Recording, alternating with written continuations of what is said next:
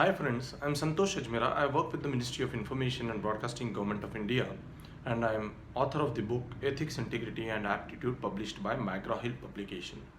Today in this topic we are going to learn about ethics and compassion. What is ethics? What is compassion? Compassion to the weaker sections of this society. These topics, these ideas, these concepts we have must heard about this since a long time. But in this topic, we are going to learn these concepts in detail. What is empathy? Empathy is about ability to accurately hear out and understand the thoughts, feelings, and concerns of others, even when they are not made explicit. It is the ability to put oneself in the shoes of other. This proverb we often hear. This topic is very important from the civil services point of view, as empathy at every moment, civil servant or the public servant undergo a dilemma to follow rules verbatim versus helping the poor man whose situation he often encounter with, in which his help and assistance become very important. From public servants, help and assistance become very important. Empathy is an emotional intelligence competence or competency. There are nearly 18 competencies in the field of emotional intelligence and four clusters uh, of these competencies. Now, these four clusters of competencies are self-awareness, self-management, social awareness, and relationship management. These are the four clusters. Empathy falls under the third cluster, that is social awareness competency. This skill reflects a person's ability to connect with others and to relate to them, which is an essential skill in building and managing healthy relationship. The empathy and emotional connect is essential to work for any situation in an effective manner. Why do you think empathy is important? People often tend to see situation from their own perspective and therefore many a times wrongly judge a given scenario. It is always easy to make assumptions and jump to conclusion, but it is often difficult to understand others' point of view. Devoid of empathy, people tend to feel their grievance is not understood and addressed properly.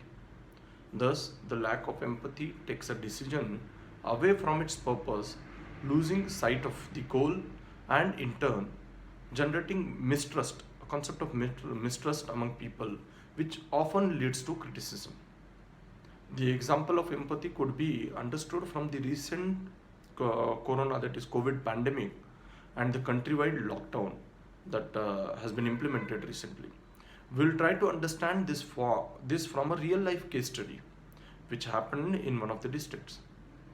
As the districts were undergoing strict lockdown, and during this COVID pandemic, and even the movement was obstructed, the permissions to travel were given locally by the district administration on an emergency ground only.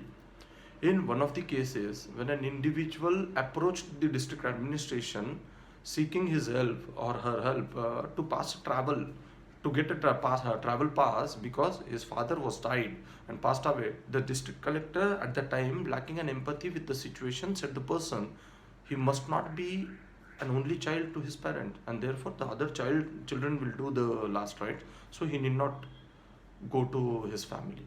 Look at the plight of a person. Then his pass was denied. Now think about this scenario and a mental trauma that an individual has undergone, as he lost his father and he was being denied travel pass to reach to his father during his last time, or to even to see his dead body. Now the public servant, while following the strict rules of lockdown and restrictions of cross border, failed to analyze the plight of this poor fellow, because I think the district collector was lacking with an empathy.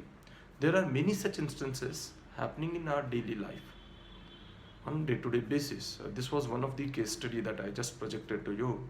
The public servants often fail to empathize with the people with grievances. There are many reasons behind this. There must be a lot of reasons under which the public servant must also be going. The public servants face challenges to the empathy, as empathy calls for attention. Empathy takes time, self-esteem gets in a way. The past effects of the thinking also affect the present thinking. We'll see these aspects which affect the empathy one by one. Empathy calls for attention. What does this mean? Generally, people are in their own state of mind and have their own personal agendas. In that, they do not pay any attention to what others think or feel or say.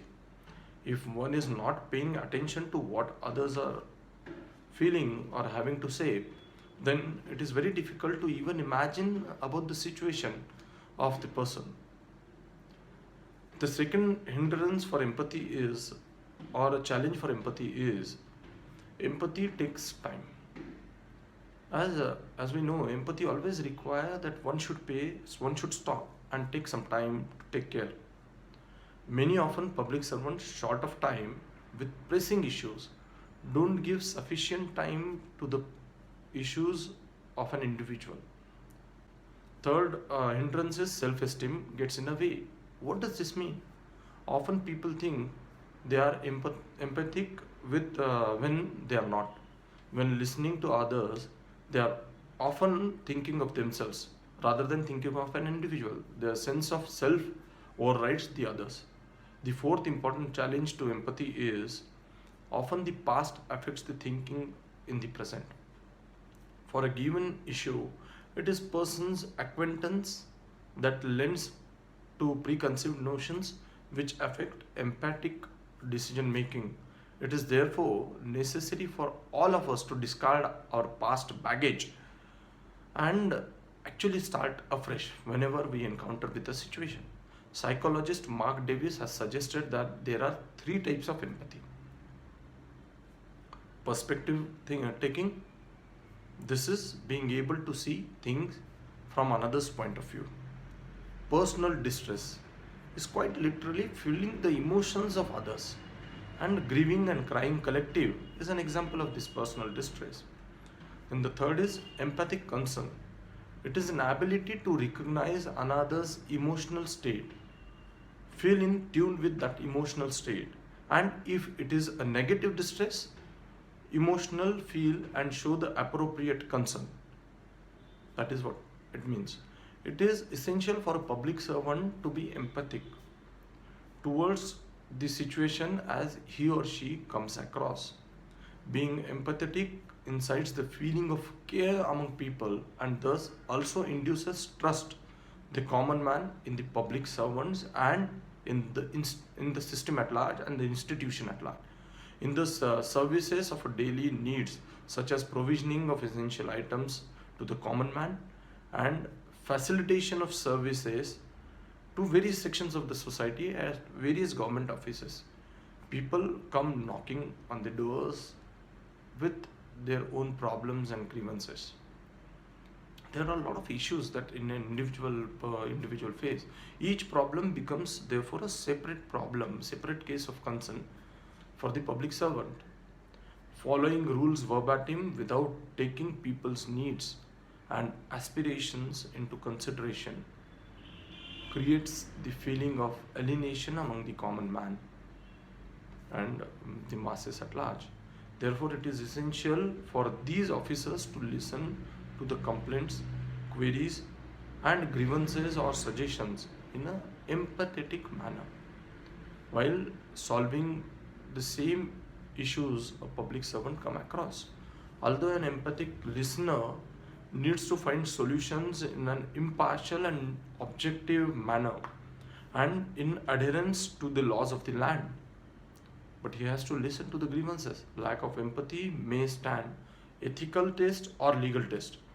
It may fulfill the ethical test or may stand high on legal grounds, but this may sometimes lead to hardship for an individual losing his or her faith in the institution per se, affecting institutional integrity.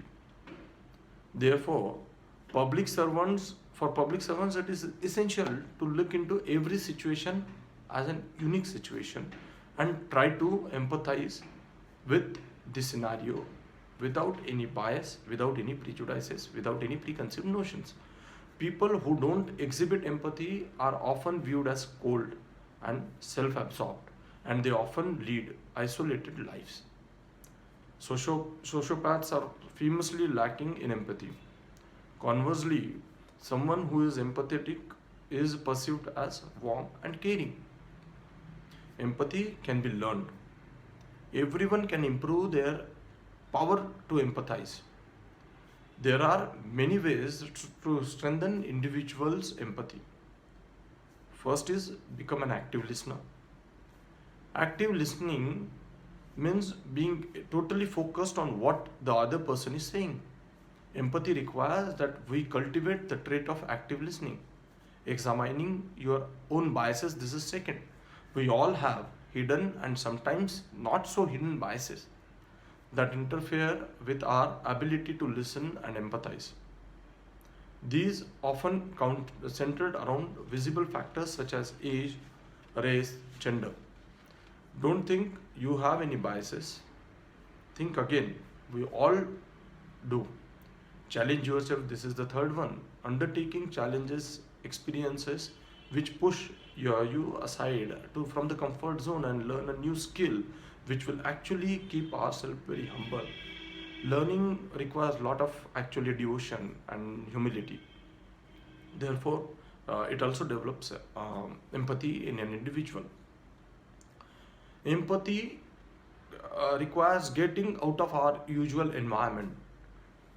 Especially travel gives us an exposure, wonderful exposure to different culture, different places, different human beings, and therefore we learn a lot. Get feedback. This is another one. We should be actually taking the feedback from our family, friends, colleagues, and then check in with them periodically to see how actually we are doing. Explore the heart, not just the head. This is another one. Read literature that explores personal relationships and emotions. This has been shown to improve the empathy of young doctors. Walk in others' shoes, talk to others about what is right, what it is like when we wear the other shoes. These are few of the ways in which actually we learn empathy, even though we are not born with the empathic situation, but we learn about the empathy. What can we actually learn from a very young colleague who is inexperienced?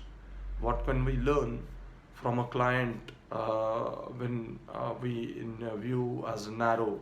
Curious people ask a lot of questions, so we should be actually trying to learn at each and every scenario. We should be actually asking questions. We should be actually learning from the experiences. These are multiple ways in which actually we'll be learning about the empathy and the various concepts of empathy. Now, empathy can also be inculcated, so it is not. We should not be thinking that we don't know empathy. We can actually learn empathy. Now we'll understand the concept of compassion towards weaker sections of the society. Compassion is the feeling of empathy for others. It is the emotion that we feel in response to the suffering of others, which in turn motivate us as a desire to help. The Dalai Lama once said, compassion is a necessity and not a luxury, and that without it, humanity cannot survive. Compassion is often regarded as having an emotional aspect to it, though, when based on cerebral notions such as fairness, justice, interdependence, it may be considered that rational in nature and its application understood as an activity based on sound judgment. Compassion towards weaker section is an essential attribute and attitude for the public servant, as the public servant is supposed to cater to every strata of society, and it is assumed that the weak person requires special assistance to compete with the general people.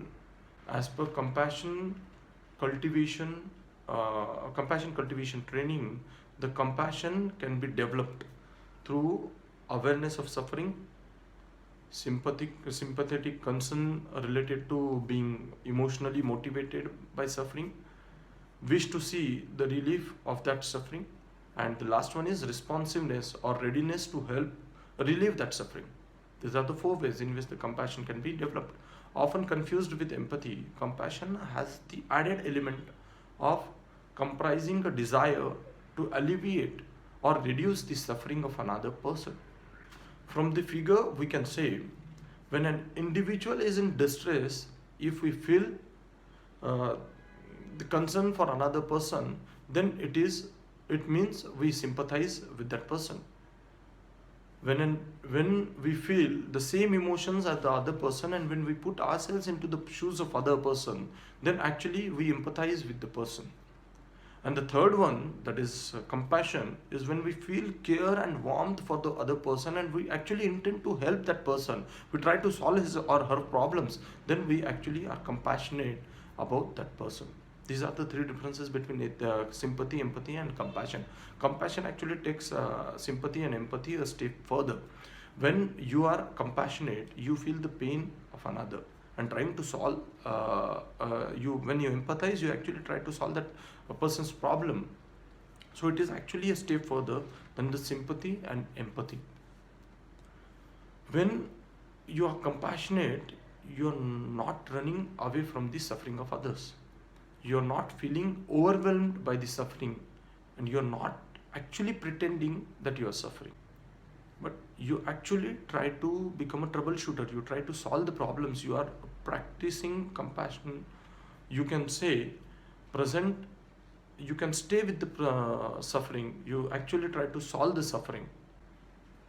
Actually, compassion puts ourselves into someone else's shoes. They understand their problems and then try to solve their problems.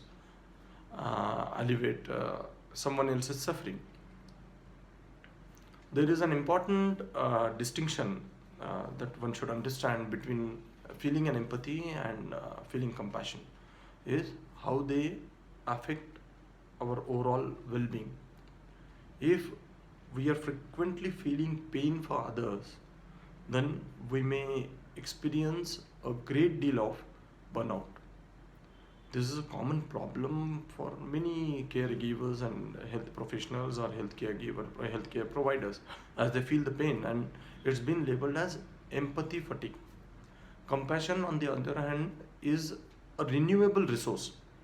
When you have the ability to feel empathy for another person, but then extend a hand to alleviate someone's pain, you are less likely to burn out.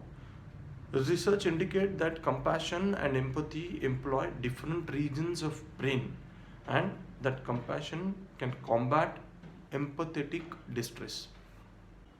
The Indian Constitution has made special provisions for the weaker sections of the society. The Indian Constitution actually enshrine various principles of equality and fraternity. These principles and various statutory provisions suggest a compassionate attitude towards the weaker sections of the society. We know various provisions like fundamental rights, directive principles of state policy, details out the compassion and the provisions related to it in our constitution. I'm not actually taking those detailed provisions in this topic because already we have exceeded with our time. We'll see in our subsequent topic. So from this video, we have actually learned about the compassion and empathy and compassion and various facets of empathy and compassion, and how to actually inculcate the feeling of empathy or the feeling of compassion among an individual. These feelings, these attitudes, these attributes are very important for a public servant to have, because he or she on a day-to-day basis is supposed to solve the people's problem, common man's problems, understanding their grievances, taking into consideration their problems, and then resolving their issues. So these aspects are very important for a public servant. So thank you for listening to the video. Thanks a lot.